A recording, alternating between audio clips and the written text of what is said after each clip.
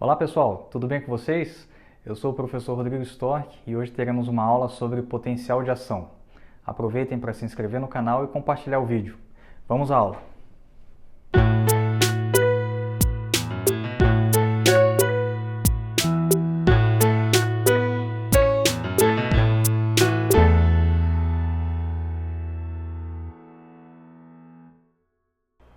Muito bem, na aula de hoje teremos também um vídeo que é uma reedição de um dos primeiros vídeos também postados aqui no canal, que é uma aula sobre potencial de ação.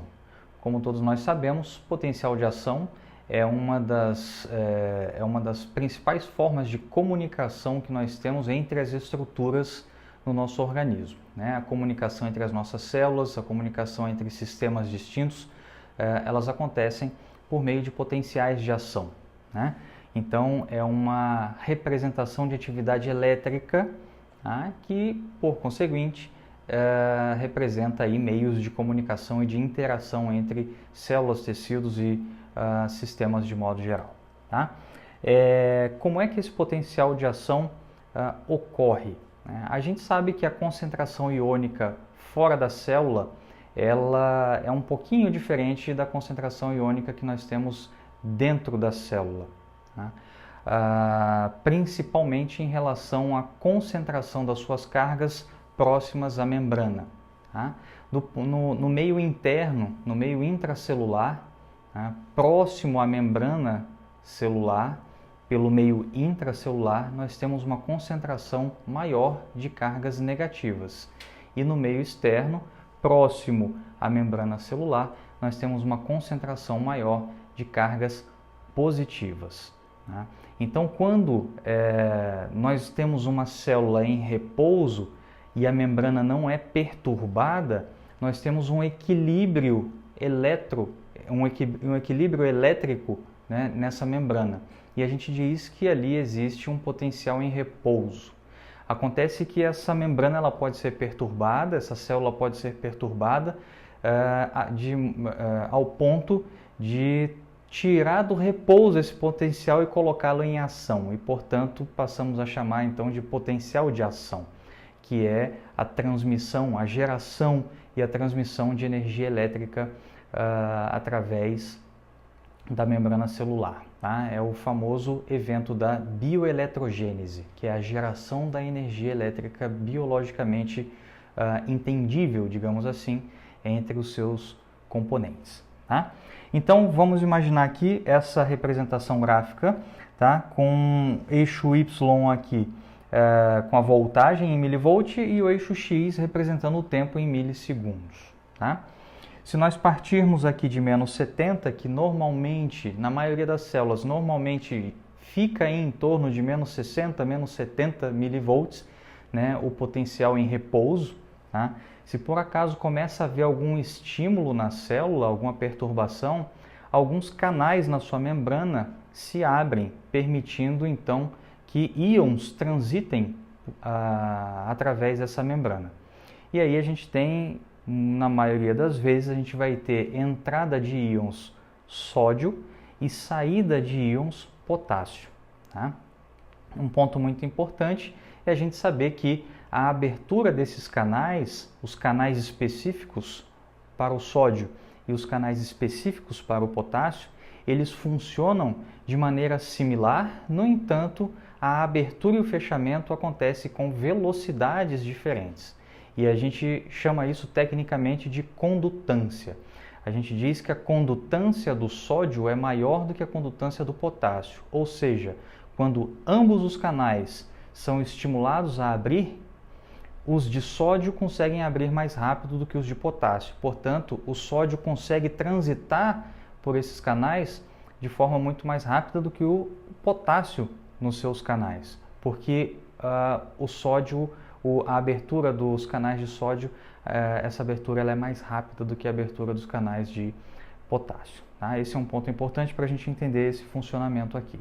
Muito bem, então imaginemos que uma célula tem a sua membrana perturbada e canais se abrem na membrana e o sódio começa a entrar. Como o sódio carrega carga positiva, se nós estamos em um ambiente negativo, se a carga que entra é positiva, a tendência é fazer com que a voltagem comece a aumentar, tá? Então, vamos imaginar uma situação. Vamos delimitar aqui esse menos 30, que o menos 30 a gente, é o ponto onde tem o limiar de excitação. E eu já vou explicar para vocês o que isso vai representar, tá? Então, imaginemos uma célula sendo perturbada. Começa a entrar sódio, que é carga positiva. Então, começou a entrar sódio, o potencial começou, a carga elétrica próxima à membrana começou a aumentar. E depois logo voltou a cair, voltou para o repouso. Tá? Ou seja, ali foi uma perturbação que não foi suficiente para poder desencadear um potencial de ação. Tá? Ora, mas se abriu canais de sódio, o sódio entrou, por que não teve um potencial de ação? Porque não foi suficientemente grande a entrada de sódio para iniciar um potencial de ação. Porque existem vários tipos de canais na membrana seletivos para o sódio, assim como para o potássio. Então tem canais de várias naturezas. Por exemplo, canais que dependem de estímulos mecânicos. Então um contato físico, por exemplo, é suficiente para abrir canais mecanodependentes, tá, para o sódio. E esse sódio vai entrar. Acontece que é necessário que a variação, tá, que a variação de energia elétrica na membrana seja suficientemente grande para chegar até esse tracejado verde, que é o que a gente chama de limiar de excitação. Porque quando chega até o limiar de excitação, essa variação elétrica é uma variação suficientemente grande para perturbar e gerar a abertura de vários outros canais seletivos para o sódio e para o potássio também, que são os canais voltagem dependente. São aqueles canais que dependem de estímulo elétrico para que eles então permitam a passagem de íon por eles. Tá? Então, se nós tivermos um estímulo que faz o potencial de membrana chegar ao limiar, a gente vai ter então a deflagração de um potencial de ação. E aí acontece assim, ó. Se chega até o limiar, muitos canais voltagem dependente de sódio se abrem, e aí a gente tem uma entrada de grande quantidade de sódio. Como o sódio tem carga positiva, nós temos o potencial passando inclusive para o lado positivo desse gráfico. Acontece que da mesma maneira que o sódio vai entrando e vai fazendo esse potencial aumentar, chega um momento que o potássio que está dentro da célula começa a sair. Tá? Começa a sair. No momento que ele começa a sair, se sai carga positiva, a tendência então é que esse potencial comece a voltar para o lado negativo. Tá? Muito bem. Mas como eu falei para vocês no início, da mesma forma que o canal de sódio se abre mais rápido, ele também se fecha mais rápido. E o de potássio se abre mais lentamente, mas também se fecha mais lentamente. Então, nessa primeira parte do potencial de ação, o canal de sódio se abriu, entrou muito sódio, e o canal de potássio estava se abrindo. Chega nesse ponto aqui em cima, no pico do potencial de ação, os canais de sódio se fecham rapidamente, e os canais de potássio ainda estão abertos e querem começar a fechar. Só que, como é mais lento, o potássio vai saindo, e quando os canais de potássio se fecham, veja que o potencial veio para um ambiente abaixo daquele que era o repouso. Então, se nós colocarmos um novo tracejado verde aqui, indicando o ponto de repouso, a gente percebe que a saída de potássio faz com que o potencial entre em uma área abaixo do nível de repouso. A gente chama esse momento aqui, a gente chama isso aqui de período refratário, tá? De período refratário. E isso aqui se deve inicialmente a esse descompasso entre a velocidade com que o sódio entra e o potássio sai.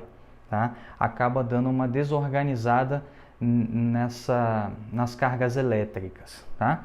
Mas aí acontece um outro fenômeno, né? Existe a atividade, né, de uma outra estrutura, de uma enzima, né, que é uma proteína, né, uma proteína de membrana que se chama bomba de sódio e potássio. Como o sódio que tinha muito fora entrou, ele precisa sair. E como tinha muito potássio dentro que saiu, ele precisa entrar.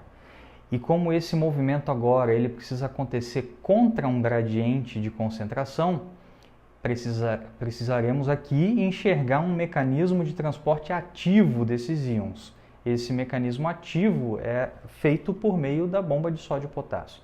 Então a bomba de sódio e potássio vai pegar 3 íons de sódio que estão lá dentro e 2 íons de potássio e vai jogar o potássio para fora, né? Desculpa, vai jogar o potássio para dentro e vai jogar o sódio para fora. Tá? Então vai fazer essa troca. Tá? Então é a bomba de sódio e potássio que vai permitir que nós tenhamos aqui a saída do período refratário e tenhamos então aqui a volta do potencial para o potencial de repouso, para o momento de repouso da membrana. Tá? E assim a gente encerra um ciclo de potencial de ação e a membrana está pronta para uma nova perturbação e um novo potencial de ação.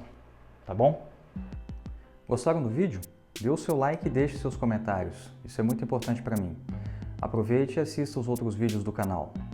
Um forte abraço e até o próximo vídeo.